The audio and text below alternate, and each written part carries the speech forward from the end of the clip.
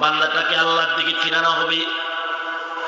আল্লাহ তাআলা বান্দাকে বলবে, এই বান্দা, তোর পাশের লোক আমার দিকে চায় আর আমি দয়া করে তাকে জান্নাত দিয়ে দিলাম, তুই একটু চাস না আমার দিকে? কিরে তুই তাকাস না কেন আমার দিকে? তখন বান্দা বলবে, আল্লাহ, দুনিয়াতে তুমি নামাজ পড়তে বলেছো, আমি পড়ি নাই। দুনিয়াতে রোজা রাখতে বলেছো, আর রাখি নাই। দুনিয়াতে কত হুকুম তোমার পক্ষ থেকে আমি বান্দার উপরে ছিল, একটা হুকুমও আমি দুনিয়াতে পালন করি নাই, তাই আসামি হয়েছি। আজকে তুমি তোকে যাইতে হুকুম করেছো, এই হুকুমটাও যদি আমি পালন না করি তাহলে তোমার বান্দা দাবি করবো কেমনে? এই কারণে আজকের হুকুমটা পালন করে তোমার হুকুমে দূরের দিকে আমি যাইতাছি।